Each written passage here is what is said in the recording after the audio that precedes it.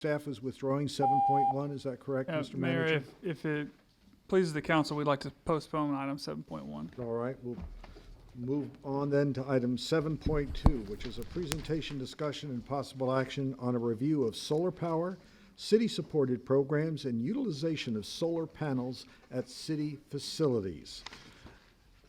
And Mr. McIntyre. Thank you, Mayor and Council. Glad to be here today. I want to visit with you about the origins of solar and where we're at today. No, I've got my iced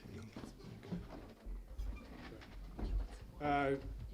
Starting with the federal investment tax credit, 2006, that was kind of the launching of the solar industry.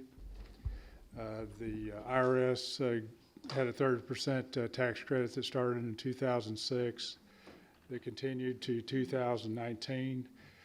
That's when manufacturers got in the business of building solar panels. Utilities were taking a look at offering incentives. In FY10, College Station Utilities offered an incentive that paid $3 a watt or $3,000 a kW, which is 1,000 watts, up to 4 kW, which would be a total of $12,000 per installation. So that started in FY10. It continued in FY11 at that same rate. About the middle of FY11, solar equipment prices started to decrease. And when we started the program, there were about $8 a watt of cost, so it'd be $8,000 per kW for an installation. And then we saw a decrease going into FY11. So starting in FY12, we reduced the program to $1,500 per kW, again up to 4 kW, which was $6,000. So effectively the incentive was reduced in fiscal year 12 to $6,000 per installation. So in the first 3 years, we averaged about 6 installations a year. In the middle of 2013, the bottom just fell out of the solar equipment prices. The foreign manufacturers had just oversupplied the market, and there was just a glut of equipment on the market. The manufacturers had, the U.S. was just swamped with equipment.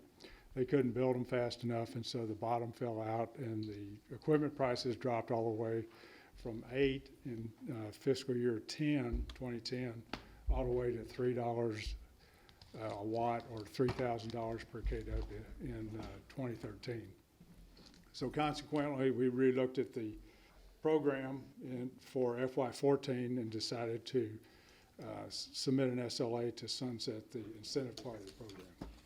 So in fiscal year 14, the incentive was eliminated, and those funds were transferred to other energy conservation programs, mainly the Energy Back 2, which is the HVAC rebate program for existing homeowners that replace their AC with a higher efficiency AC.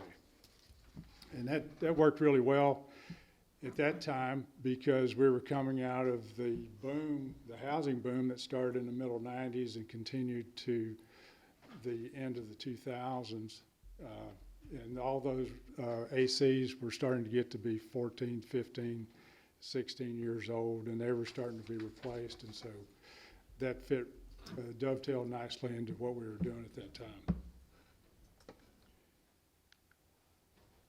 This is a slide kind of detailing the energy.gov, Department of Energy's website that talks about federal tax credits. Like I'd mentioned before, in 2006, the feds kind of stimulated the market with the tax credit, and that continued to 2019. In 2020, 2021, 2022, the tax credit is going to be 26%. It's going to drop to 22% for fiscal or for calendar year 2023, And then Congress will have to make a decision in 2024 if they're going to renew it. This is a graphic of the solar equipment prices starting back in 2006. Now nationally, they were at $8 a watt or $8,000 per kW. Here locally, because most of the solar companies started in the metro areas, in FY10, when we started our program here, the incentive, the equipment prices here were still $8 a watt. And so that was $8,000 per kW of production.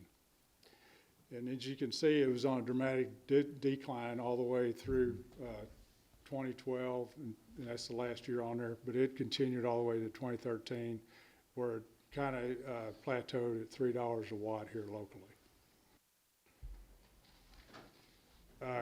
To contrast that graph, this is a graph of solar permits in the city of College Station, electric service territory.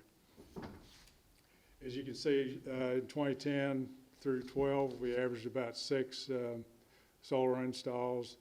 Once the rebate was reduced in 2012, most of the installers that were here, there were 6 installers that were here in the beginning. We got down to a couple, and so the demand generated by Salesforce kind of slowed down. In 2013, you had 2 installs. 2014, you had 2013 you had 3. 14, you had 2. 15, you had 1. And then it picked up again in 2017. What in the industry, what we saw happening is they were saturating the metro areas, and they were branching out from the metro areas, coming back to us in the more mid-sized cities, and starting to do solar sales again. So in 2017, we had a little bump, dipped down in 18, and then it just kind of took off from there. Fiscal year 2021, we had 50 installs. So fiscal year 2022 has only been a month, and I've already reviewed 8 solar permits. So I think we're going to be above 50 for 2022. So it's on a steady incline. This is a map of the electric service territory outlined in black. Our GSI folks at College Station Utilities, Fernando and Marie, put this together. The little yellow icons are actual solar installs, and every single family neighborhood is represented by a couple to 3 solar installs. Obviously some neighborhoods more than others, but there's 160 of the little yellow icons on here, and all the single family neighborhoods within the city are represented. This is a visual of the power purchase price cycle. It starts out with a power station, goes through transmission lines, comes down to distribution substations, which we have 8 of, and with the Graham Road sub being commissioned a couple years ago.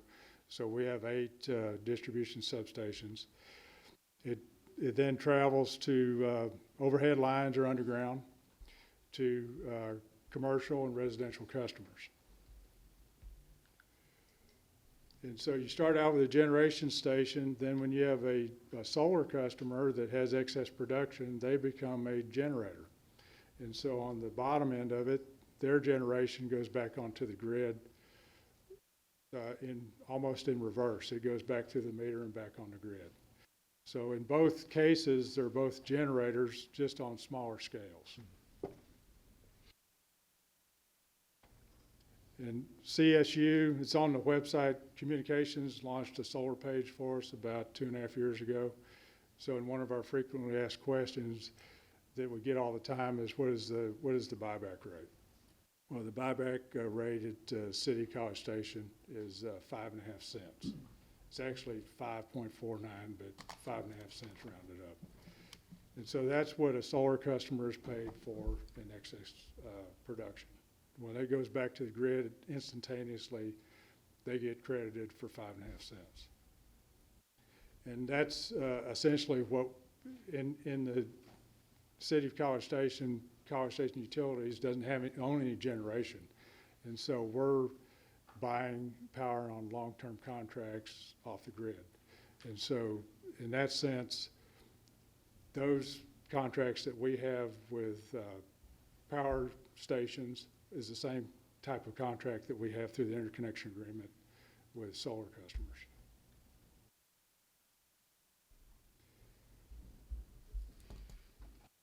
The elements of the electric rate is threefold.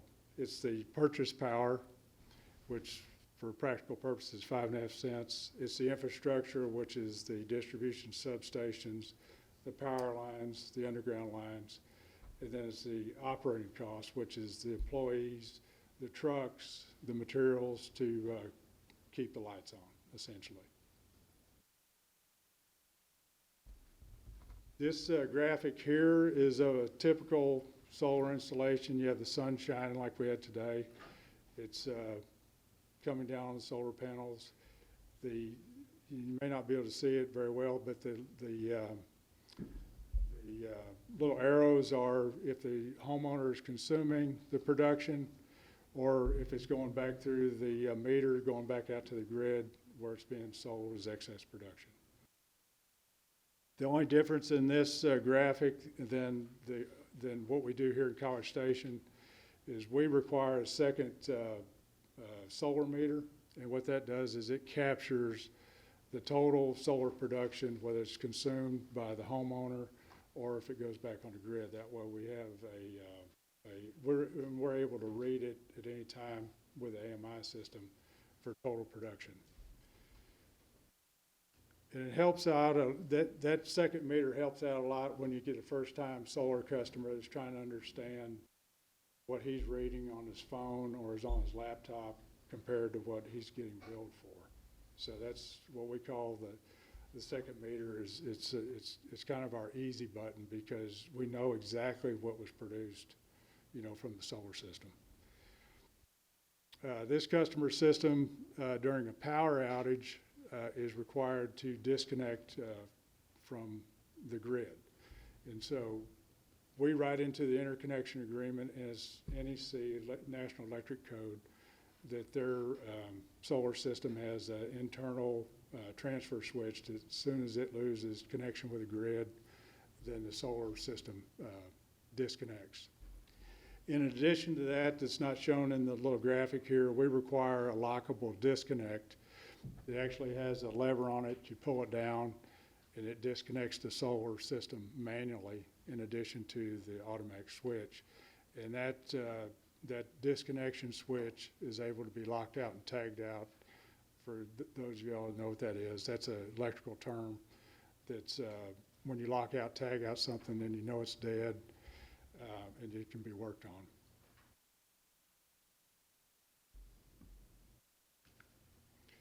In the event that those two things don't work, then there's a potential hazard for a backfeed from the solar system to the distribution lines. And when it goes back through the distribution lines, then it'll become 7,200 again on the lines. And in the event one of our line personnel was working on there, then that would be a hazard for them. But you have the automatic disconnect, you have the manual disconnect. And similar to the map that was shown in there, but a little more detail, the troublemen or line personnel have a laptop that they have in their vehicle. When they go to a feeder that they're doing trouble or power restoration on, then they can look in that laptop and see, is there any customers on that feeder that have solar installations? The hazard that's mentioned in here also is a hazard for backup generators. There's a lot of backup generators since the storm we had in February, so that's something that's analogous to any kind of generation, whether it's a backup natural gas generator or if it's a solar system. This is the ROI, the payback slide. So in this part of the world in Texas, 1 kW of solar capacity will produce, best case scenario, 1,500 kilowatt hours of power per year annually. So 1 kW generates 1,500 kilowatt hours, best case scenario. Also in this area, the going rate right now is somewhere between $3,000 a kW and $2,000 a kW if you figure in the tax credit at 26%. So we came up with a slide that has both of those in here. So in a residential situation, if you're consuming all of your generation, best case scenario, and right now I believe the rate is 11.34 cents for the winter. So if you're consuming all that at a 1-to-1 offset, then the green bar, which has a price point of $3,000 per kW, your ROI on the system is going to be 16 years.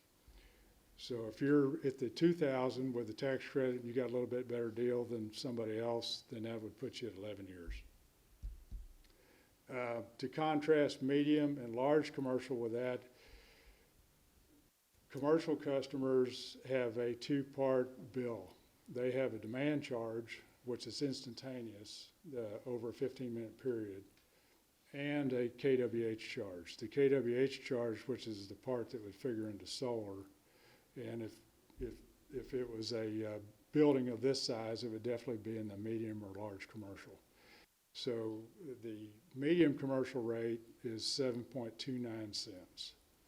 Well, that's a long way from 11 cents, and that's the reason the payback is farther out there, because you're only offsetting the consumption that you consume is 7.29 cents. So every kilowatt hour that you consume, then you're offsetting your bill by 7.29 cents. And for large commercial, it's 7.03 cents. And so that's why there's an extra year on the green graphic there. So fast forward, if there's a desire to put some solar on a city building, one of the things we would need to do is do an engineering study. We would be with the folks at facilities so we could pick the facility. Planning and developmental services obviously be involved. They would be the inspection arm, make sure everything's to National Electric Code. Electric would be involved because we would be supplying the PV meter and the bidirectional meter that would allow incoming power from the utility and outgoing to the grid. And then there would be an RFP for a solar company to install the system. So between those four entities, then we would decide. You need an electrician in there as well to decide where would be the best place to have the solar capacity come back into the building through an electrical panel.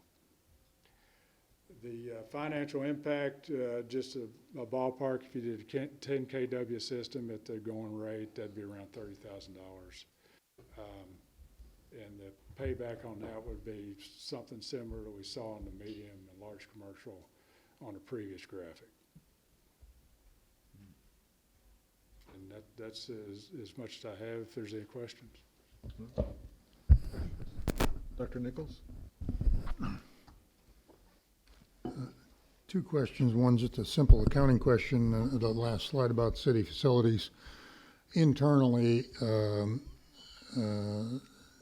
CSU is charging the city at the commercial rate, internal transfer costs That is correct. from each of our buildings allocated to departments and so on and so forth? Yes, sir. Okay, so that's why the comparable to the commercial. Yeah. Depending on the size, the electric rates are based on kW of demand. So medium is 15 kW to 300, and then large is 300 to 1500. Yeah. Mm-hmm. The other question you didn't touch on that I hear my friends in neighborhoods talking about as they think about installing these things is the direction of development and usefulness of batteries, large-scale batteries, as part of these installations. Obviously, a cost factor What are you, just in general, what are you seeing on that? Battery costs coming down 5 years from now?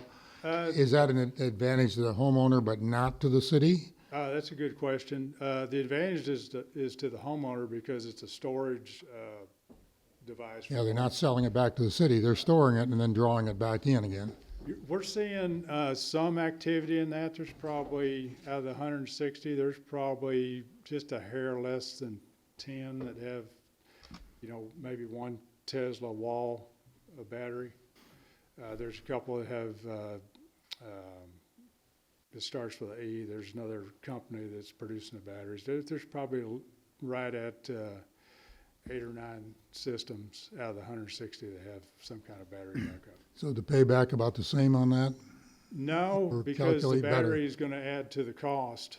Well, yeah, So, but they don't, but they aren't selling it back and at Right. the city's Well, buyback rate and then buying it back from the city at the retail rate. well, remember the graphic here, we were assuming that they were consuming it all. So if they had a battery backup, that's going to add to that $3,000 per Oh, kW, yeah, yeah. because the battery is an added expense Certainly, I over could a see that. normal system that would just be $3,000 per kW. Last question, and a matter of information, the 190 or so installations, how many of those are residential? How many, mostly 90% residential or not? I believe 5 are commercial. 5 are commercial? So it's out of 160, 5 of them are commercial. Okay. Thanks for that information. Well, Dr. Brick? That last part, I wondered what number of those 160s we have in town were residential versus commercial. Dr. Nichols, as usual, beat me to the question. So I assume then that the portion of power sold back to CSU is quite small, given the number of installations we have here. yeah, we don't really monitor how much comes back. We'd have to we'd have to ping all 160 of those to monitor how much comes back. Or we would have to get a program run through utility billing to see how much credit came back. Some months are more than others, obviously. But you have meters that will give you that Yes, they would information. give us that Right, data, absolutely, yeah. right. Yeah, Okay. but that's not something we monitor. We monitor more the capacity, so we know how big the system is KW-wise in AC. And so with 160 systems, we know how much potentially is out there by megawatt. But I don't know if Pat probably doesn't get the same reports I get. We do get that information every month on how much is purchased back from the customers. We do get that information. I don't have it with me and I don't know what the numbers are, but if you'd like it, I can send you that information. Someday, when it's convenient, yes. Okay. Thank you. And Pat or Timothy, how many customers, total customers do we have against that 160? We have about 43,500 customers. So Yeah, it's to a very answer your small- question, is overall scale, it's a It's very small amount. Yeah, thank you. Mr. Maloney? Now, this is just a general question about solar power. Do you have to have that second meter? In the beginning, we didn't require the second meter, so in 2016, FY 2016, we started requiring a second meter. Well, I'm just thinking of just personal interest. I'm always amazed by solar energy. One, I always feel sorry for the roofer when it comes time to re-roof that house. Well, that last hailstorm, there was I bet. probably I bet it's my, decisions made. but I was just thinking, out in the country, if you were to set up some little solar panels, how do you tap into your electrical line on your house out there? The power that's coming in. Say I set one up. Just Yeah. personal edification for me. Well, they similar to the graphic that we had. Yeah, I saw this. So you just go right into your Yeah, you go circuit right breaker into- panel. They do what it's called a line side tap right into the breaker box. Oh, so just another circuit breaker tapping off of that Well, electricity. actually, the line side tap would be right above the main breaker. Okay. Well, this is really interesting. I was hopeful that by this time in life, our cost would be less, but it doesn't seem to be economically feasible if you're going to take 25 years to get your money back. you know, in the West Coast, the kilowatt hour prices are Yeah, 2.5 times yeah. what they are here, and so Yeah. it's May pay. yeah, it's more, you get a quicker ROI out there than you do here. Yeah, and boy, we got plenty of sun here, though. Right, Which and is they have more sun days than we have, not much more, but they do have more sun days. This has been really enlightening and fascinating. I appreciate it. And Ms. Pat, Cl- just on the recapture cost, you know, the other thing that I don't know that we've addressed and we may is obviously you have a lifespan of the solar panels and of the systems. And although I'm no SME on it, that's still one of the questions on the batteries for the payback as well, because as they cycle them and, you know, you have to be able to pay yourself back, you have to be able to reach the payback period with the life cycle of that equipment. So that's another thing that has certainly gotten better, but is in consideration when you're looking at these, you know, systems that are 20 plus years on the payback is can your system actually last long enough to pay you back before you have to buy new material? Puna. Yeah, I just had a couple questions, maybe three. You didn't mention any of the solar poles that I see around town. So there's some light poles that have solar panels just on them independently. I saw a bus rest area near the Lincoln Center that has solar panels on the top of it. So I see solar panels around town that I assume belong to the city. Is that not a correct assumption? There could be some, that would be. I just didn't see anything in the presentation about those. Yeah, that would be, They're with irrigation systems that we have. There's one right out in front here. Yeah, They're and about this those, I far mean, off I the think we ground. have, right, we have that some. would be Public Works. Yeah, so Yeah. I would say just in general, we do have different fixtures, whether it be lights or irrigation or different things throughout the city, like you see that that are more like single power, that the fixture itself draws like solar panels and from the solar panels to power that. I don't know specifically on that one, but that sounds similar to some that we might have in the system. So that, you know, draws in and powers that one particular fixture or Right, but in a item on the city's use of solar panel, it would have been interesting to see how many of those we have. You know what I'm saying? Just where else we are using solar in the city, besides just commercial and residential. I do think we have some standalone projects in the city that are using solar. I just Yeah, I traffic, just wish I wish there was a slide about it, because I don't know how many or where in the city or what all we use them for. I mean, now I'm hearing about irrigation. I'm not sure what the one at the bus, on top of the bus thing at the Lincoln Center does. I mean, that would be interesting in a follow-up workshop if we're gonna talk about city solar panels, to find out where we're using solar panels in the city. I can reach out to Public Works folks, and I'm sure they could come up with Yeah, it that. would be interesting. Another question I had is, so your slide with the house and the arrows, because there's arrows pointing back into the system, that tells me that at least some days of the year, the house actually produces more electricity than it uses on some days of the year. Is that correct? That is correct. Okay. And then when we talk about payback and how long it would take for payback, can you go to slide 9? Is that the city? The one, no, 9. Oh, okay, here we go. Uh-huh. That's 8. One more. That. So when we talk about how long it would take for payback, do we factor in other savings that the city would have from generating its own electricity, like the congestion fees, the transmission fees? Do we factor in our savings on those products where, because we're doing our own generation, we're circumventing the transmission? Not in this setting, and part of that reason is the system you would have to affect that would be a really large solar system, because the city, say we're using this building, the consumption on this building is going to be to such a large scale level that I'm not sure you could get enough solar panels on it to offset it, you know, in any way that would bring those costs to bear. And this was just a base calculation on this. Again, like city manager said, we didn't take into account the degradation of the solar panels as they get older. We didn't, I mean, you could go deeper. you could say, okay, during certain times, maybe this just saves congestion costs, but we have to have the facilities in the field to serve that customer, whether the solar is working or not. So if a cloud rolls by, solar doesn't work well when the cloud rolls by, but we still have that demand on the system. We still have all the facilities to serve that demand. So you can't guarantee when solar is producing and when it's not. Yeah. And then the last question I had is, did anybody consider or look at putting them at the old landfill site? Because we can't do a whole lot with the landfill site.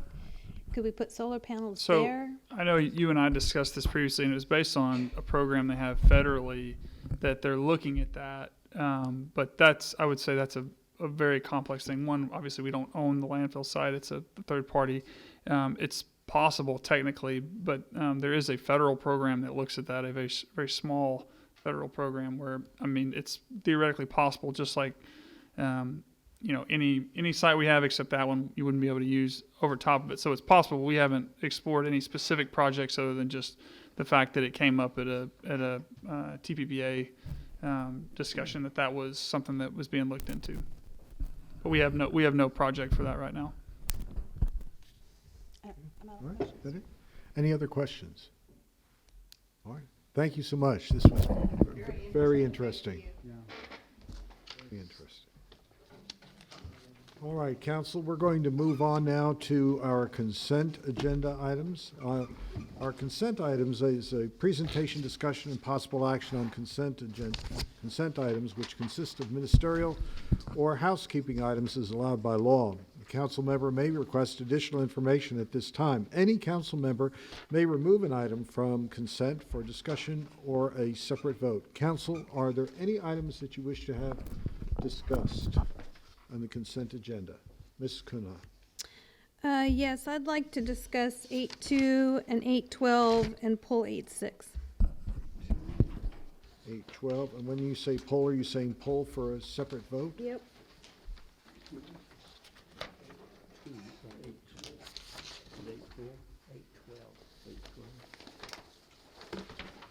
All right, we'll go in order. Item 8.2 is a presentation, discussion, and possible action regarding approval of the city's annual price agreement for electric warehouse single-phase pad mount transformers with estimated annual expenditure in the amount not to exceed $654,440 awarded to KBS Electrical Distributors Incorporated. Mr. DeHaven. Mayor, Council, Michael DeHaven, Assistant Finance Director, so I can answer your questions. Yeah, thank you. I just had a question about the cover sheet. So the cover sheet said that Nicholson was the original lowest, most responsible bidder. And then the cover sheet continues, however, they could not hold their proposed bid until the city council award. So then you had to go to the next bidder, which was $32,000 more.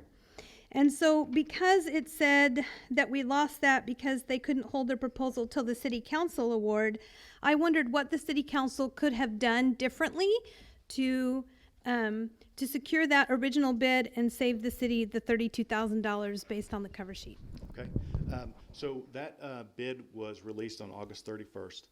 It was planning to go to council on October 14th, so we had, 44 days in there. In the bid specs, we asked all the respondents to hold their prices or price it for a 90-day hold period. That gave us the ability to evaluate everybody equally on their pricing. We notified the original low-cost bidder on the award. They were only willing to hold their pricing for 19 days. That was in violation of the bid specs. And after a few other communications with them, they decided just to withdraw completely. That withdrawal actually happened the day before the deadline to get items into the council agenda for the 14th. So we then had to go to the next lowest bidder, and that kind of put us behind. So that's why this item is now on the 28th. It originally was supposed to be at the 14th meeting. Okay, so are you saying that the answer was they couldn't hold the bid till the city council award? If we had had a special meeting earlier, we could have? Councilmember, we would not have recommended that because then you would have been basically giving special consideration to one bid over the others. So I would say theoretically, I mean, one, we'd have to determine whether they actually would have held it or not because they were already violating the terms that we had just laid out. But the case you could easily make if you were one of the other bidders is, okay, well, you let them move their, only hold their pricing for this amount of time when we were required to hold it for this amount of time, which affected our bid. So we would have had to, I guess, to try and make it fair, you would have had to go back out and rebid it. So maybe the cover sheet could have said, because the company couldn't hold their bid for the agreed amount of time, rather than what the cover sheet said was because they couldn't hold it until the city council award. Sounds like it wasn't the fact that we didn't have a meeting fast enough. It was that they didn't comply with the RFP specs. That is correct. That's Would you correct. say that's correct? That's correct. Thank you. Could I just follow up on that? Have we considered whether we need the 45 days or whatever in our bid specs? Or not, whatever, 90 day or whatever the number was? Is that something that in the future maybe you don't need as much time, or because that does cause some people to try to figure out what their bid price is, and the longer they got to hold it, it's cost them money.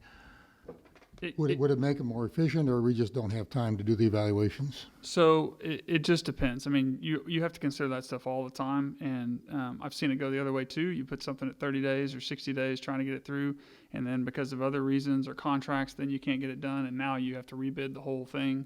So, we're definitely in a different environment where the volatility creates issues for everybody. So we always have to watch that. But I'd say we always look at it. In this case, we had other bidders who could hold it.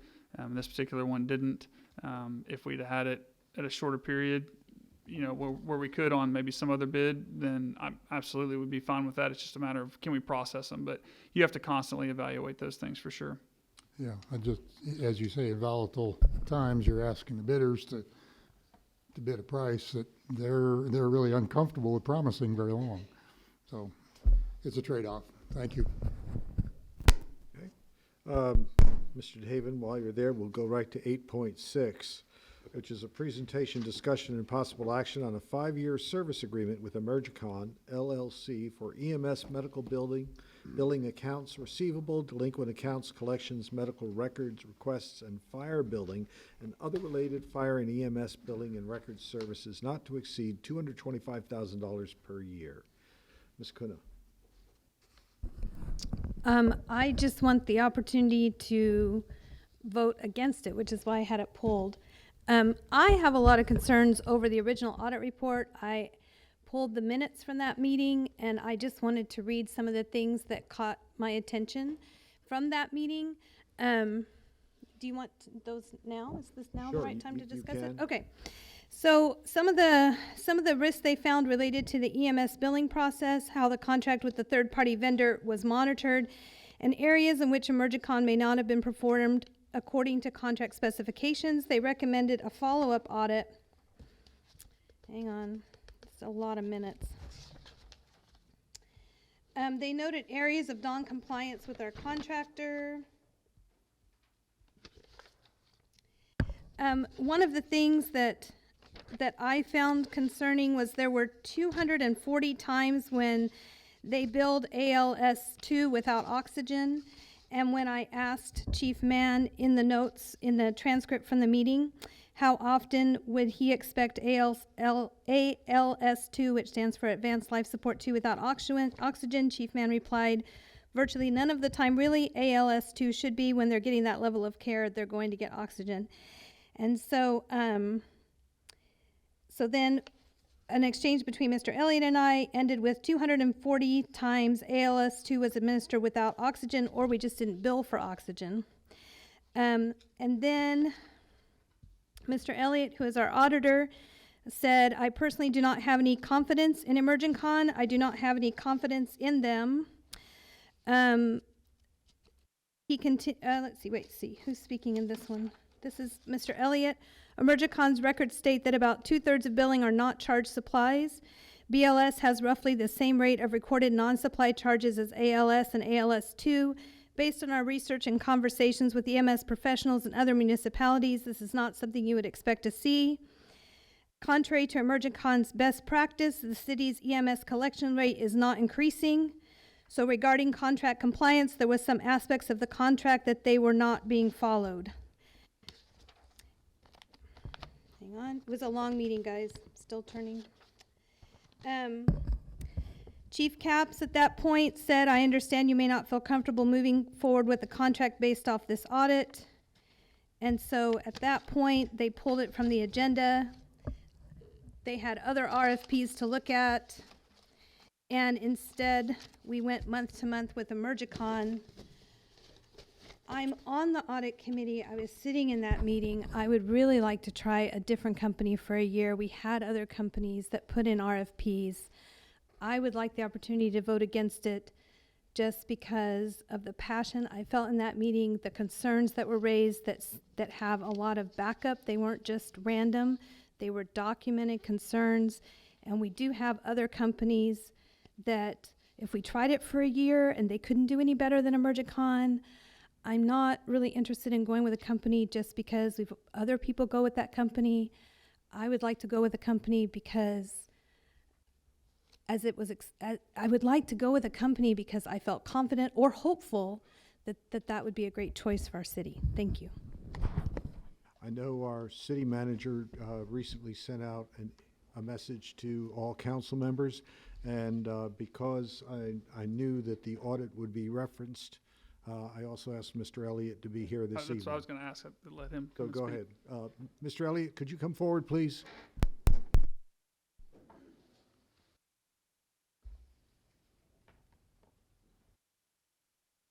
Mr. Elliott, could you just review your findings of the audit that Ms. Kuna referenced, please? Specifically, at this time,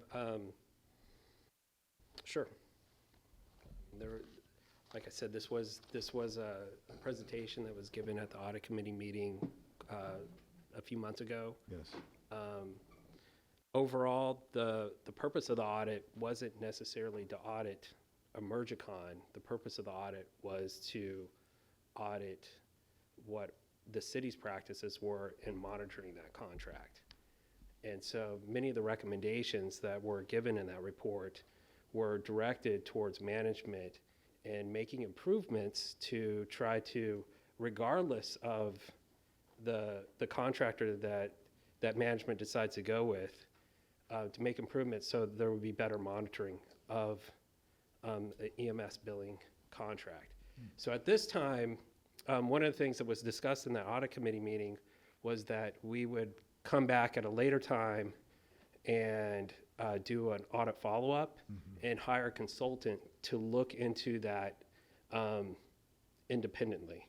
What I can say is right now we're in the process, my office is in the process of hiring a consultant. We're not there yet.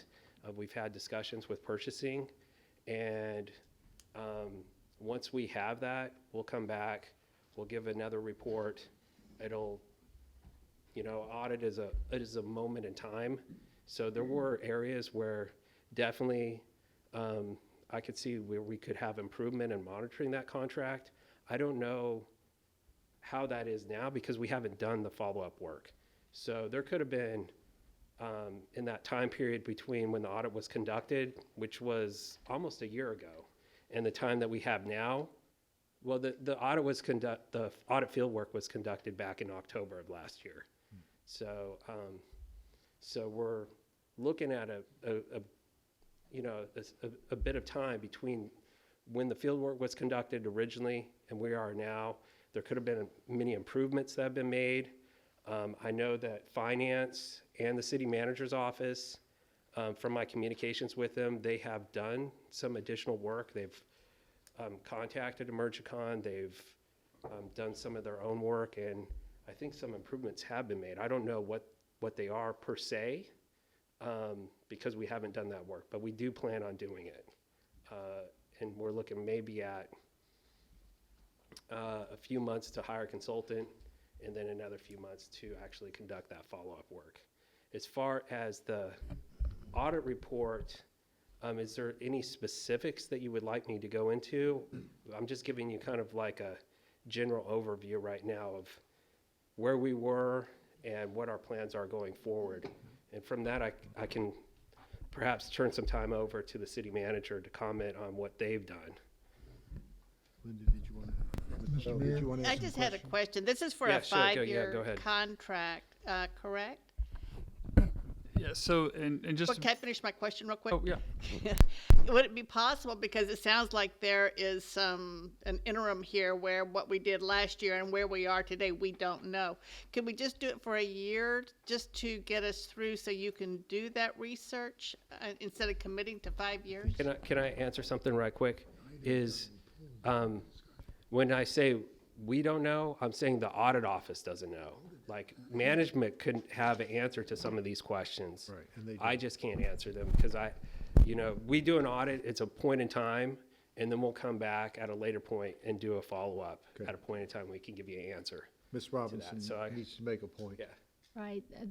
A matter has been brought to my attention that this item will need to be pulled, and the council's usual protocol is to take action on the remainder of the consent agenda and then have discussions on the item that's been pulled and Okay. a separate vote. All right, so we will suspend our further discussion on 8.6, and we'll move to 8.12, so just stay tight. Okay, All right. yes, sir. All right. 8.12 is a presentation, discussion, and possible action on approval of change order number 1, the construction contract with Vaughn Construction, the amount of $17,962 for aquatic facilities improvements. Mr. Wright. Good evening. I'm Steve Wright, Director of Parks and Recreation. Ms. Kuna? Yes, Mr. Wright, thank you for taking my question. My question is, the summary sheet stated that all funding for this item would come through parkland dedication. My understanding is that parkland dedication funds are not to be used for maintenance or current facilities, and some of the items in our packet indicate this is for pool pump inspections and plumbing inspections. So I was wondering, how is it that we're able to use parkland dedication fees for things that sound a lot like maintenance? Thank you for the question. It's a very good question. In regard to the cover sheet, unfortunately, we did omit the possibility because it does list that it's an inspection. The inspection itself would then come back and let us know if it needs to be repaired or replaced. If a repair has to happen on a maintenance issue, that would not be covered by parkland dedication funds. A repair or a maintenance on something like that, once the inspection report came back, if it had to be completely replaced, that would then fall underneath parkland dedication. Okay, but the inspections can go under parkland dedication? We have had precedent in the past that we've used inspections, especially when a contractor is out there on site. And on this one, the original contractor is for the contractor to come remove some concrete 6 foot around the Baby Lagoon pool. While all that's removed, we've asked them to go ahead and inspect all of the piping that's up underneath there. And then I'm sure all of y'all are aware of the challenges that we had last year with the pools. So we asked the contractor while he was out there to do an electrical inspection as well. But those have been covered in the past by parkland dedication. Just the inspection itself, no work. Okay, so is the inspection considered an improvement? What are the parkland dedication fund things? It has to be an improvement or a, I will quote directly. from Thank you so much. I'm so absolutely, sorry. That's okay. The use of fees may be used only for the acquisition, development, and/or improvement. okay, so the inspection is considered an improvement? It is a precursor to an improvement. Okay. Is a precursor to an improvement the same thing as an improvement? Is that what you're telling me? Yes. Okay, thank you. Okay. Dr. Crompton? Ms. Kuna raises an interesting point, and that is, in my view, I'm not sure we should be using parkland dedication money for swimming pools. I mean, parks are parks, and swimming pools are a narrow specialist facility, and I just question the whole use of parkland dedication for swimming pools when they should be used for parks. Any other questions or comments on this item? All right. Seeing none, all right, council, we'll need a motion for all items except 8.6, and then we'll come back to 8.6. So moved. We approve all the items on the consent agenda except 8.6. All right, do we have a second? We have a second from Ms. Harvell. All those in favor of approving all items with the exception of 8.6 on the consent agenda, please raise your hand and say aye. Aye. All those opposed, same sign. All items except for 8.6 have been approved. We move back now to 8.6. All right, and Mr. Woods. Let me try and catch Councilmember Harvell's question on the contract. So, and I'll go through some of this, and then I'm going to ask Ty to come back up and address one of Councilmember Kuna's questions or concerns. So on the contract, because we released an RFP, which could have gone to anybody, it was a 5-year, but this could be terminated at any time. So if we do the follow-up, which we are right now, and determine that, hey, this is not the way we want to go, we can get out of it. So why are we doing, oh, I'm sorry. No penalty. No, right. So why are we doing it now versus, waiting till the end of it? So we're coming to the end of the short-term contract we did with Emergicon. Emergicon is our current provider. So even looking at these issues, looking at all the risk, and again, we've been using them. We are certainly aware. We've had contact. They have responded to the concerns that the audit and audit committee raised. Again, we're going to do a third-party audit, which will determine, kind of the end on these things. We've also gotten their reports from external auditors that have done audits on them, just general though, not specific to this. So we're currently using them. So they were evaluated by a team of College Station employees from fire and from fiscal, like we do all RFPs. They were far and away the best company. So I feel like going with one or more companies, which it may take multiple to provide all the services, would be a degradation of service. Furthermore, because we are currently using them, I felt like it was a better situation to continue using them while we get this secondary opinion. If the secondary opinion is good, then we can continue on. And also, it doesn't necessarily have to be an all or nothing. It may mean that there are some adjustments that need to be made, but we're in a good situation. And if it comes back and we just don't feel comfortable, that also gives us additional time to seek out potentially more qualified applicants, because they're not all equal. And the evaluations of the team, there was a pretty good difference between first or second. So it wasn't a situation where we had maybe 3 really similar qualified people that we felt like we could go with. That makes sense. So that's why I put it before council. I want to also, I think you raised a question that, and this meeting happened, the audit meeting happened right before I came back. But Ty, if you want to address, I think the statement, about your confidence in Emergicon and kind of the specific item that pertained to.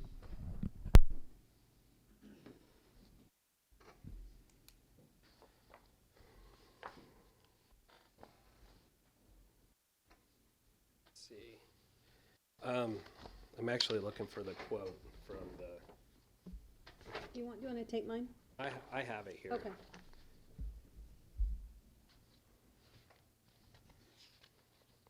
Yeah, just bear with me here while I find it. I can tell you the timestamp, it's 36.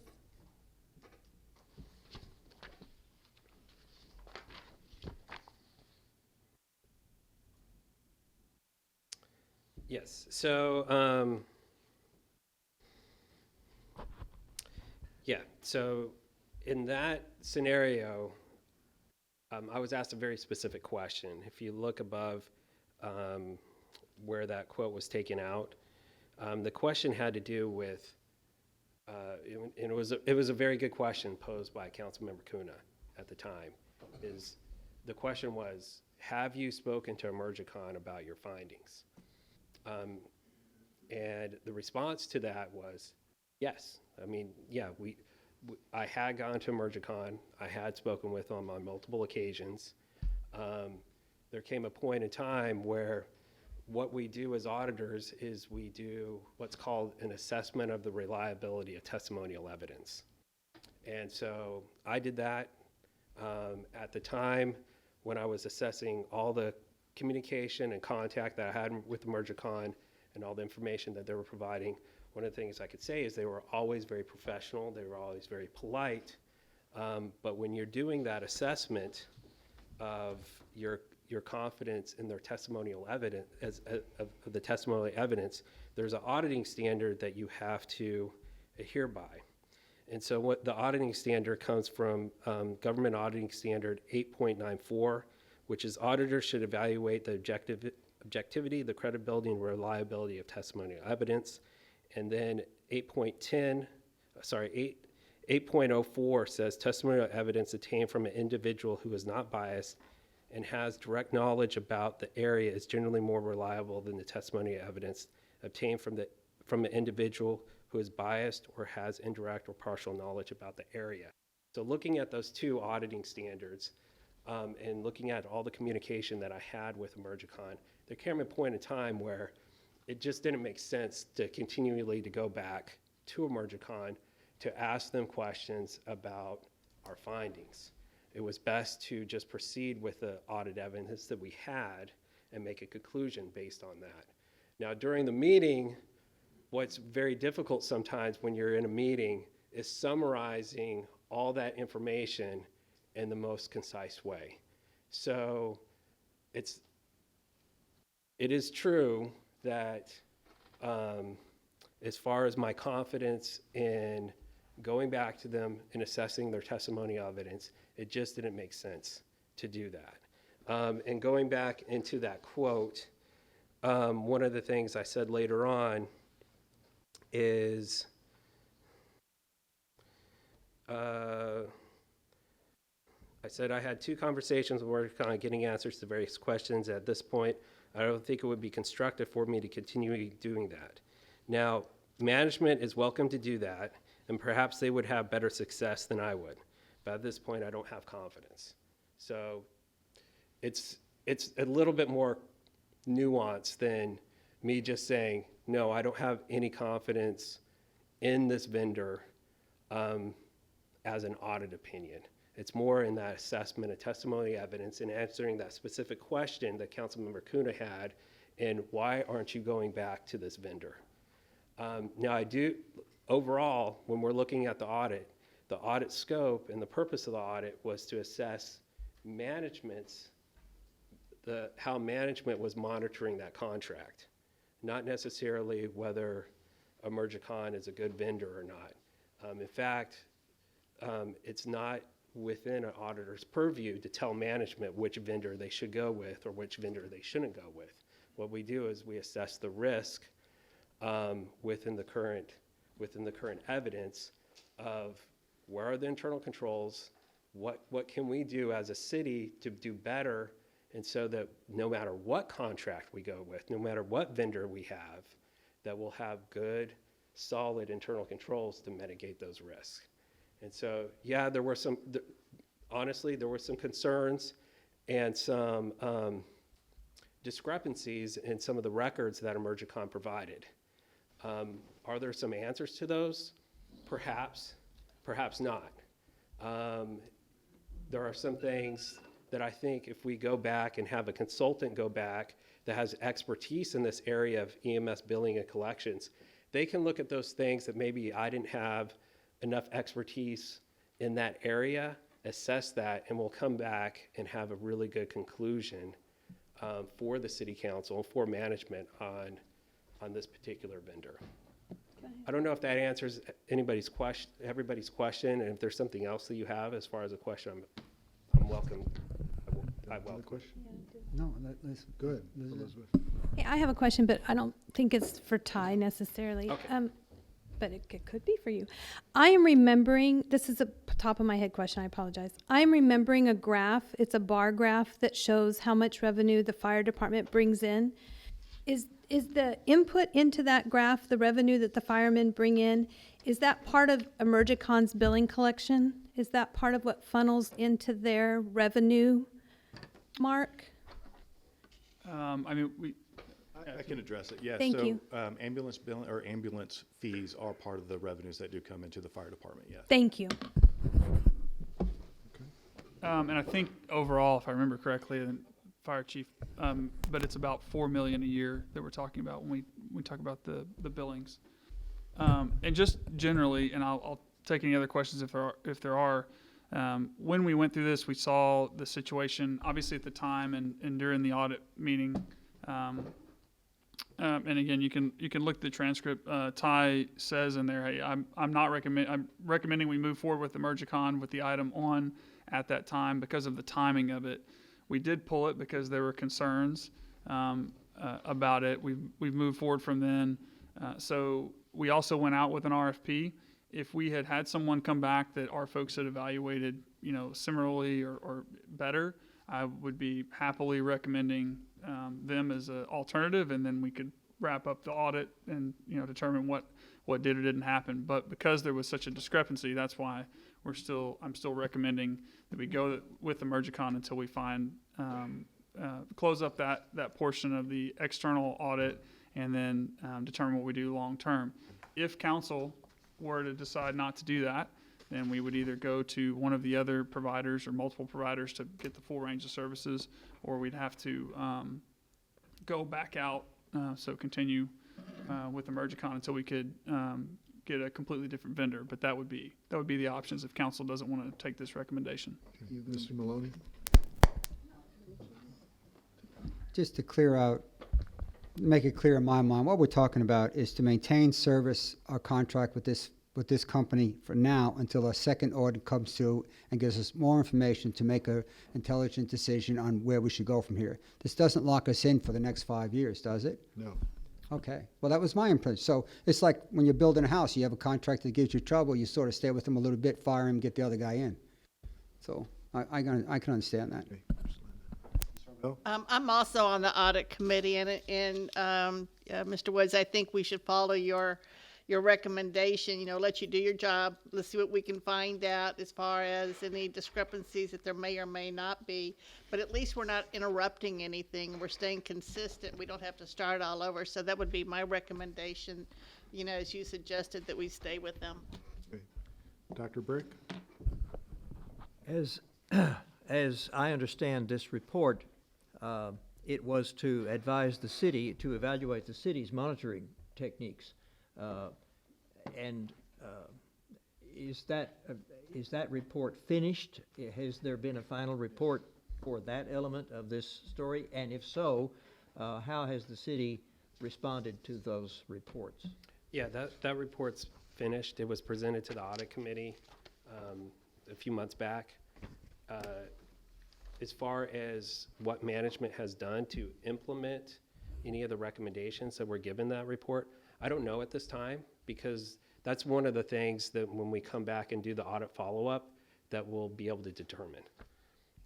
So we're going to hire a consultant. They're going to come. They're going to evaluate both the audit findings, and they'll look at the audit recommendations, and they'll look at what management has done to implement those recommendations, and to see if the risks that were identified in that previous report exist or have been resolved.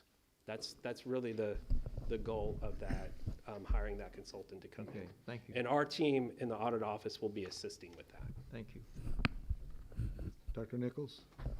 Mr. Mayor, I think in order to move this along, I'd like to make a motion that we approve item 8.6 on our consent agenda, and I would like to speak to my motion. All right, do we have a second? I'll second. All right, go ahead. I think my comments are pretty much in line with what I've heard several other people say here. I appreciate Councilmember Kuna's raising the overall question, because clearly there have been some problems, and the audit report identified those problems with respect to our own internal monitoring, which allowed some billing errors to continue apparently beyond when they should have. I'm not on that committee, haven't read the report in detail, but I see that it's really addressing some internal issues that we need to address, and it sounds like the further outside auditing firm that's going to take a look at this will help us, help management along with that. And secondly, I still go back to the fact that the review committee of the 5 proposals come back saying Emergicon is still the highest ranking firm offering the best way to address the scope of services that were being asked for in the RFP. To me, there's no guarantee if you turn this down and you go back to the second or third and negotiate all that you're going to get anybody as good as Emergicon. So I think we allow the process to continue. We have the 1 year. We got a year, first year of the contract to kind of sort all of this out, and then if Emergicon can't meet the new internal control requirements, then we will have a benchmark to evaluate it. So I think we should just proceed with this. Appreciate Ms. Kuna's diligence in exploring this. I don't hear the insides of an audit committee meeting very often, and this is a good learning experience. So thank her for that. Any other comments or questions? All right, seeing none, we have a motion on the floor. I'll call the question. All those in favor, raise your hand and say aye. Aye. All those opposed, same sign. Motion passes 6-1. All right, we'll move. I think, council, let's take a quick break. All right, and be back here at 8:15. All right, so we can get into our regular agenda.